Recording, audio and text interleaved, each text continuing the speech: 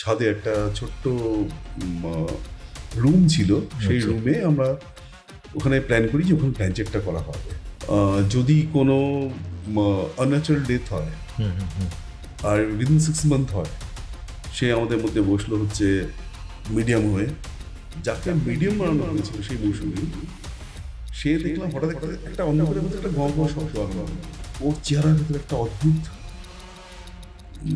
ছাপ এখনো রয়ে গেছে।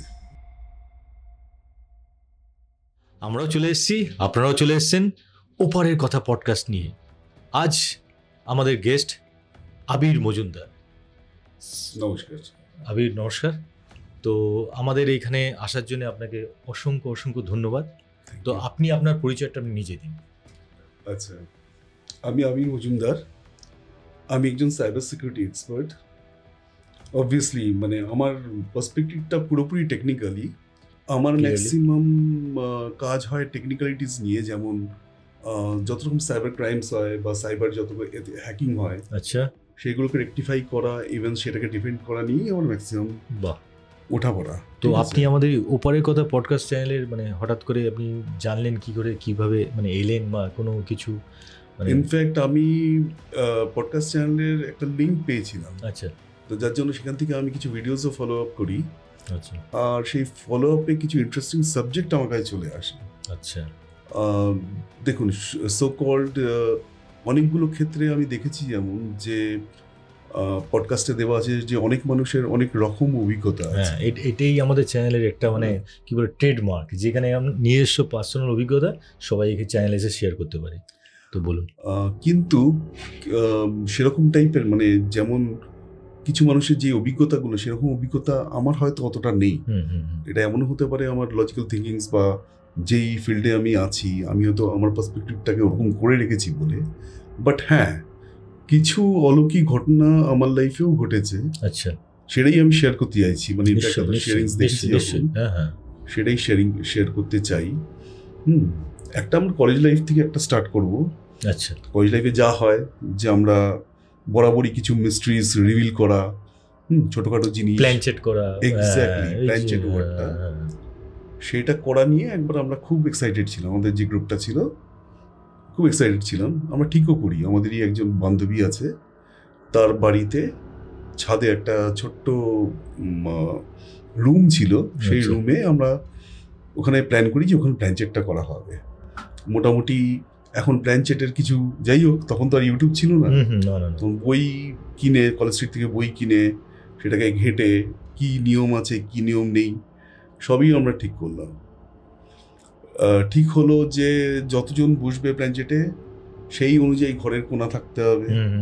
আমরাও ঠিক করলাম যে 4 কোণা ঘর আছে, ঘরের মধ্যে কোনো আসবাবপত্র থাকবে না। আচ্ছা, যদি কোনো আনন্যাচারাল ডেথ হয় আর উইদিন 6 মান্থ হয়, সেটাকে কল করাটা খুব সুবিধাজনক হয়। মানে যতটা ক্লোজ হয়, মানে যত মারা গেছে, মানে এক্স্যাক্টলি দেরি হলে একটু টাইম লাগে, খুব দেরি হলে একটু অসুবিধা হয়, যেটা বইতে লেখা আছে। আচ্ছা, আচ্ছা, আচ্ছা। তো আমরাও ঠিক করি যে ঠিক আছে, এরকমভাবে আমাদের একটা বোর্ড লাগে, একটা কি এর বোর্ডটার নামটা ভুলে গেছি, একটা বোর্ড লাগে, ঠিক। আমরা 8 জন ছিলাম, 8 জনের মধ্যে 4 জন সিলেক্টেড হলাম যার প্ল্যান চেকটা করবো। আবার ওখানে আবার একটা জিনিসও লেখা ছিল যে অনেক সময় প্ল্যান চেক করার সময় এভেল স্পিড চলে আসে, সাডেন চলে আসে থাকে। তো তার জন্য আমরা একটা বেডশিটের ব্যবস্থা করি। তখনকার দিনে বেডশিট হতো প্রত্যেক জায়গায়, একটা বেডশিটের ব্যবস্থাও করি। তো বেডশিটটা কেন, মানে হট করে লাইটটা জ্বালিয়ে দিলে চলে যাবে? লাইটটা জ্বালিয়ে যাবে অ্যাকর্ডিং টু মানে ওইখানে যা লেখা আছে। আচ্ছা, আচ্ছা, আচ্ছা। সেটা কিন্তু আমরা প্রসেসটা জানি না, কিন্তু কোনো এক্সপিরিয়েন্স লোক আমাদের ছিল না। তো যাই হোক, আমরা বসি, ওখানে বসে আমরা মোটামুটি আমি, আমার এক বন্ধু আর 2 জন বান্ধবী, এই 4টে ওই বোর্ডটার সামনে বসা হয়। আর বাকি আমরা মোটামুটি 5-6 জন আরও, ওরা ওখানে পার্টিসিপেট করেনি, কিন্তু ওরা দূরে বসেছিল, ওরা দেখছিল ঘরের মধ্যে। তো এবার যা হয় বন্ধু বান্ধবের মধ্যে সিরিয়াসনেস তখন ম্যাচুরিটি তো অতটা আসেনি, বয়স কম, হ্যাঁ, স্টুডেন্ট তো সব, ইয়ার্কি ঠাট্টা সবই চলছে। এবার একটা স্ট্রাইকার থাকে, সেই স্ট্রাইকারের মধ্যে আঙুলও দিতে হলো। আচ্ছা, হ্যাঁ, দিয়ে বললো মেডিটেশন নয়, মেডিটেশন করতে হবে। তো মেডিটেশনও করবার চেষ্টা। হ্যাঁ, প্ল্যানচেটে আরেকটা জিনিস ছিল হচ্ছে একজনকে মিডিয়াম বানানো। আচ্ছা, একজনকে মিডিয়াম বানানো। এবার প্ল্যানচেটের অনেকগুলো প্রসেস ওখানে লেখা ছিল, কিন্তু একটা প্রসেস ছিল যে মিডিয়াম বানিয়ে তাকে কোশ্চেনিং গুলো করা যেতে পারে। আচ্ছা, তার মানে তার উপরে এটা ভর পড়বে। তার উপরে যেটা ভর বলে, সেই স্পিরিট বলুন বা সেই এভিল স্পিরিট বলুন, সে ওকেই ফার্স্টে ওর উপরেই অ্যাটাকটা করবে। তো ঠিক হলো, আমাদের মধ্যেই একটা মেয়ে, মৌসুমী ওর নাম, সে আমাদের মধ্যে বসলো হচ্ছে মিডিয়াম হয়ে। আমরা সব ইয়ার্কি ঠাট্টা করছি, এই করছি ওই করছি, যে এবার মেডিটেশনে বসলাম, ঘর অন্ধকার হলো, সবাই মিলে ঠিক করলো মেডিটেশন করতে হবে, কিন্তু কারোর মধ্যে সিরিয়াসনেস নেই, এইসব করে যাচ্ছি। কেউ কেউ বলছে ওই দেখতো পেছন দিয়ে আসছে, এইসব করে যাচ্ছি, সব হাসাহাসি হচ্ছে, কোনো সিরিয়াস এনভায়রনমেন্ট নেই। কিন্তু আচমকা একটা অদ্ভুত জিনিস হলো, যাকে মিডিয়াম বানানো হয়েছিল সেই মৌসুমী, সে দেখলাম হঠাৎ একটা অন্ধকারের মধ্যে একটা গ গ শব্দ আরম্ভ হলো, গ গ গ গ শব্দ। হ্যাঁ, তো প্রথম আমরা বুঝতে পারিনি। তো সাডেনলি আমরা লাইটটা জ্বালাই, আমরা দেখি মৌসুমী শুয়ে পড়েছে, ওর মুখ দিয়ে ফেনা বেরোচ্ছে। কি বলছো? ইয়েস, শুয়ে পড়েছে, ফেনা বেরোচ্ছে।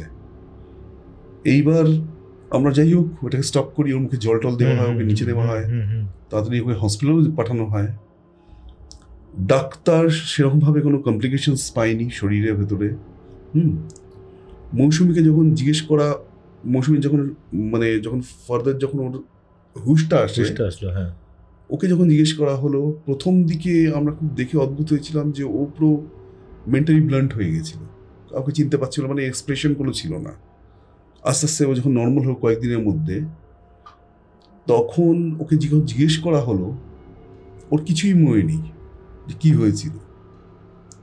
পরবর্তীকালে আস্তে আস্তে আজকে মৌসুমীর বিয়ে হয়েছে, সন্তানও হয়েছে, হ্যাঁ, কিন্তু ওর চেহারার ভেতর লাস্ট আমার এই বছর 5 আগে ওর সাথে দেখা হয়েছিল একটা মলে, ওর মধ্যে আগে যে জুলুসটা ছিল সেই জুলুসটা আর নেই, মানে ওর মধ্যে একটা অন্যরকম একটা ছাপ পড়ে গেছে মুখটার ভেতরে।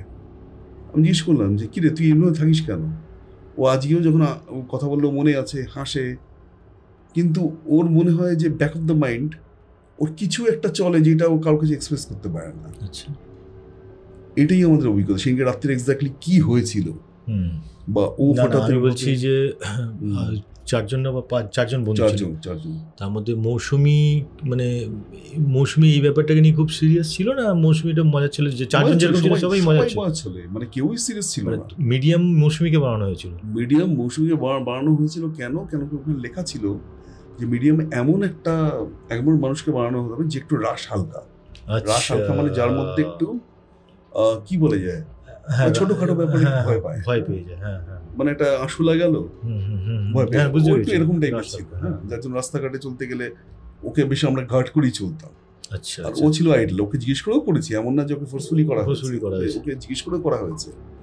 ও আউট অফ অ্যাডভেঞ্চার এটা হয়তো করতেও চেয়েছিল, কিন্তু ওর উপরে যে এরকম টাইপের এফেক্ট করবে তোমরা ভাবতে পারো না, কোনদিন ভাবতে পারিনি। ইভেন আজকে মানে আমরা 2002-তে সব পাস আউট হয়েছি, ও এক্সামও দিয়েছে, ওর একটা বছর লস হয়েছিল পার্ট 2-তে, হ্যাঁ, ওর যেহেতু মেন্টালি উইক ছিল, কিন্তু আজকে তারপরে ও বিয়ে থা করেছে, আমাদেরই বন্ধু বান্ধবের সাথে বিয়ে হয়েছে তার, কিন্তু তারপরেও ওর চেহারার ভেতরে একটা অদ্ভুত ছাপ এখনো রয়ে গেছে। আফটার মানে এই ঘটনা আর কি কোনোদিনও শেয়ার কোথাও করেছিলেন? আমরা এটাই ফার্স্ট টাইম যে এই চ্যানেলে করলে, তো এটাই ফার্স্ট টাইম আমি চ্যানেলে। তো একটা মানে মজার ছলে একটা মানে বন্ধু বান্ধব মিলে, মানে স্কুলের বন্ধুরা মিলে আমরা অনেকেই করে থাকি এরকম। তো করতে গিয়ে হঠাৎ করে মানে এরকম একটা হয়ে যেতে পারে, মানে আবিরও হয়তো ভাবতে পারিনি। তো যাই হোক, এরকম অভিজ্ঞতা আবির আমাদের চ্যানেলে শেয়ার করলো, ধন্যবাদ আবিরকে। আজ এখানেই শেষ করছি আমাদের ওপারের কথা পডকাস্ট। আবার কোনো এক রোববার আপনাদের সামনে আমরা নিয়ে আসবো আর একটা নতুন কোনো অভিজ্ঞতা। নমস্কার।